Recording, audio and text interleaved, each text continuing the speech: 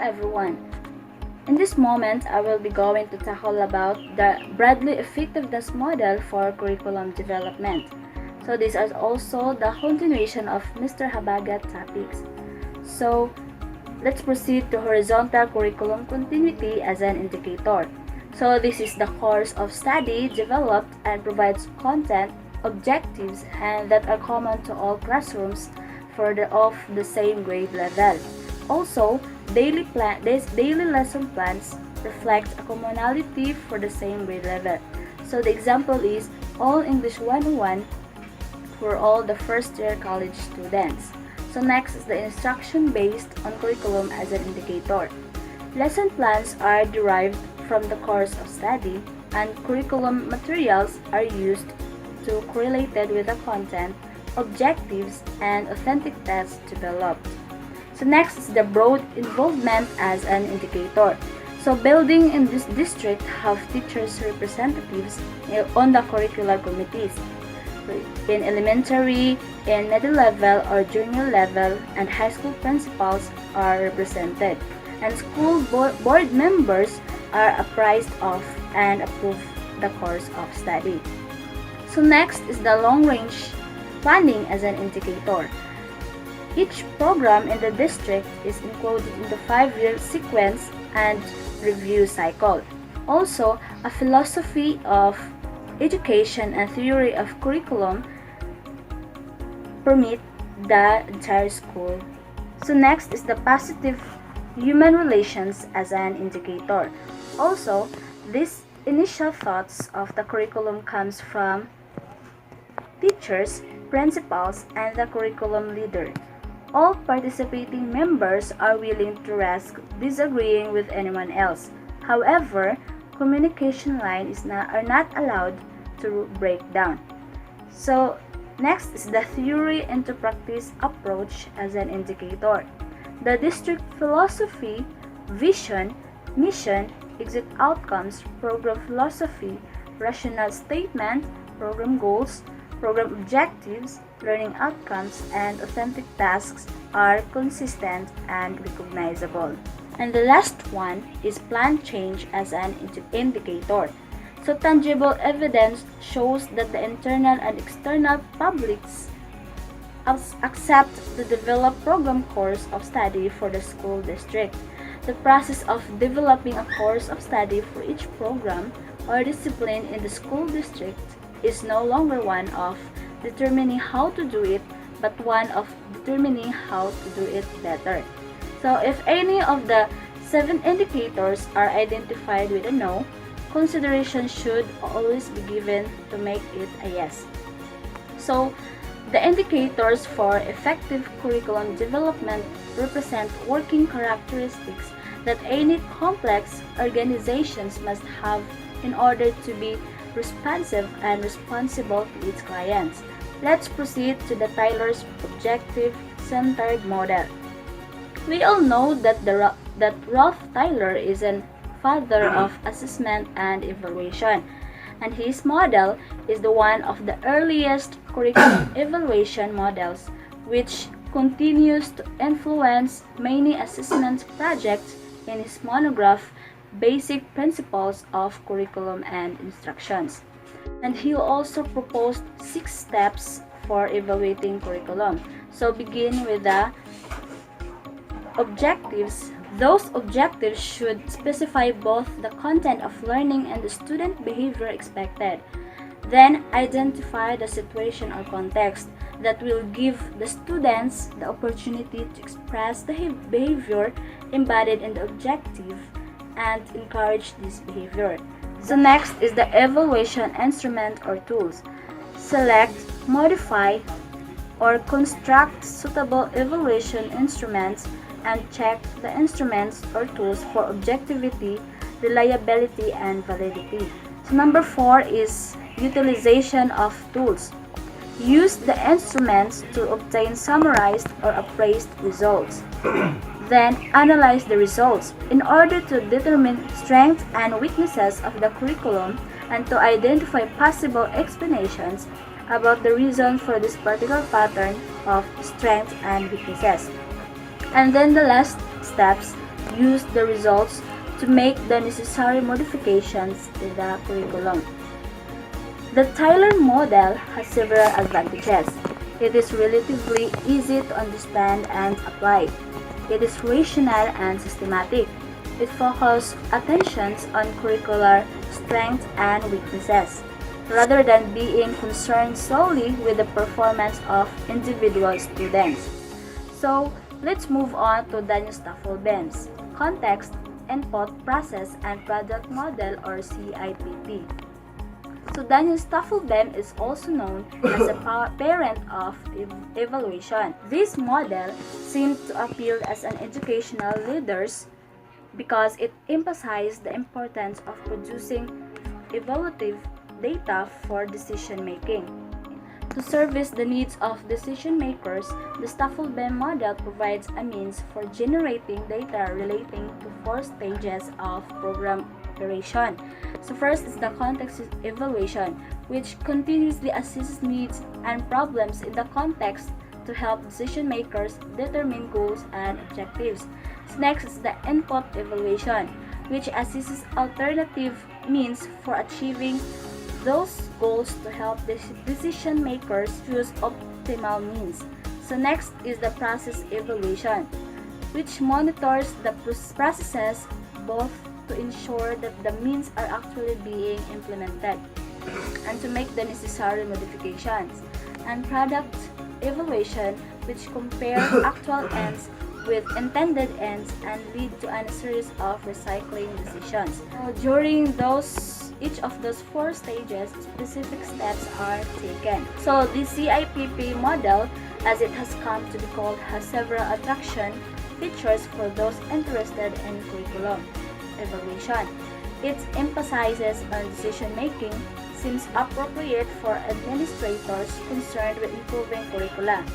CIPP model, however, has some serious drawbacks associated with it.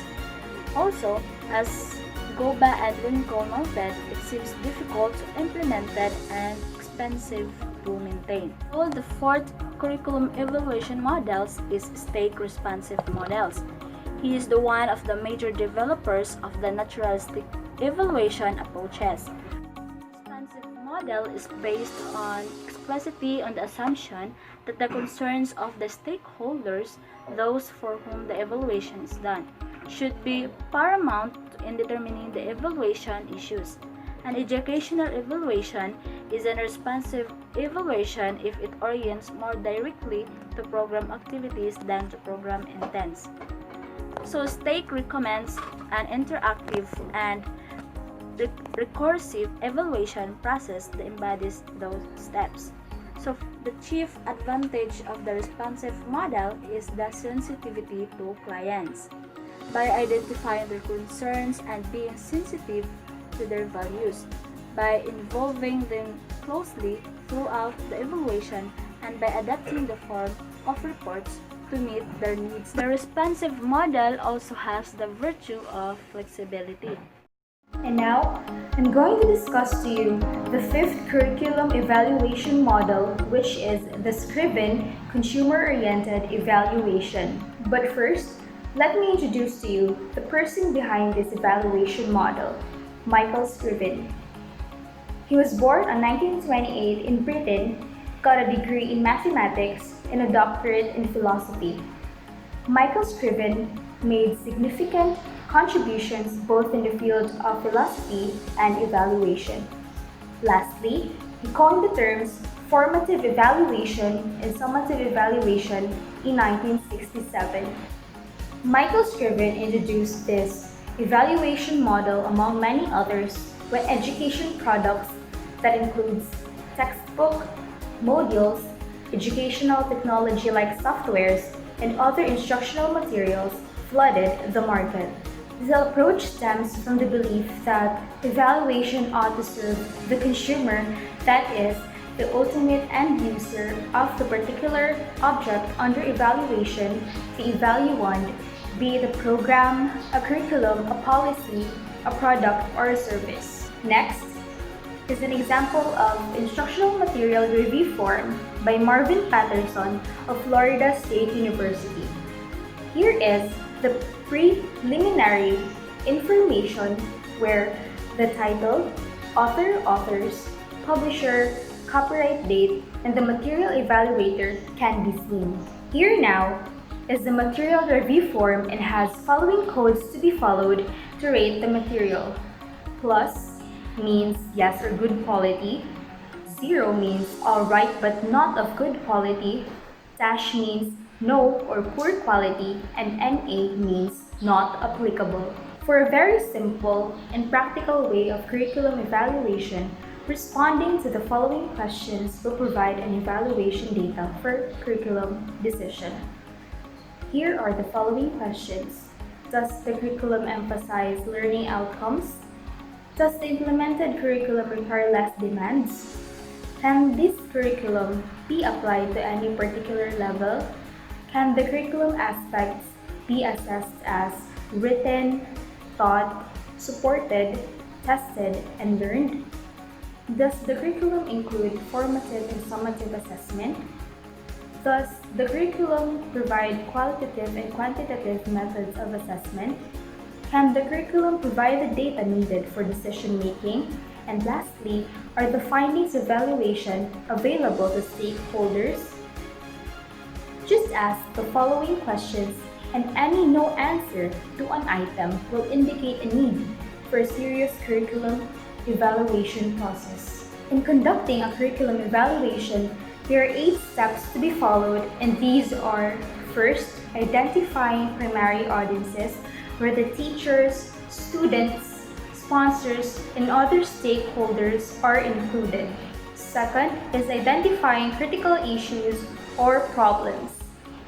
Problems of evaluating an effective and integrated curriculum is not that simple, because a good curriculum involves out hard, dedicated, intelligent work conducted on a continuous basis. Third is identifying data source. And we have to consider the people, which is the teachers, students, parents, and curriculum developers.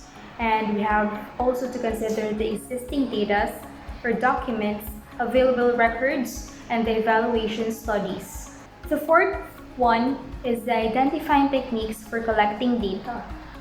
We have to consider in this step is the standardized tests, the informal tests, samples of students' work, interviews, participant observations, checklists, and the anecdotal records.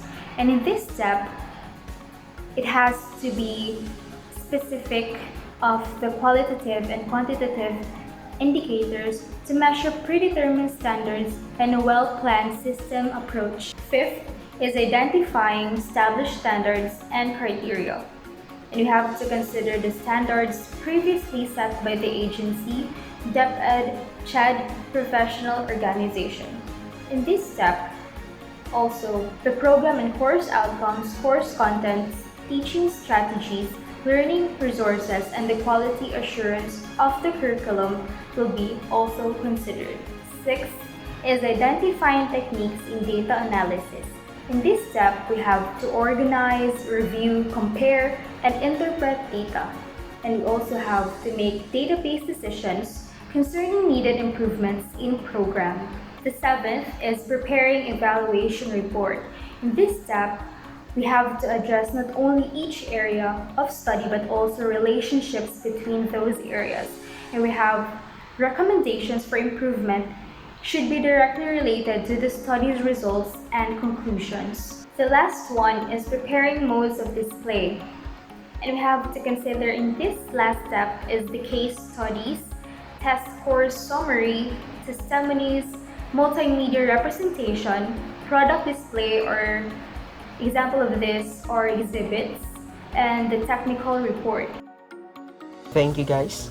So next presenter will be Bernard, Miliza, and Marianne.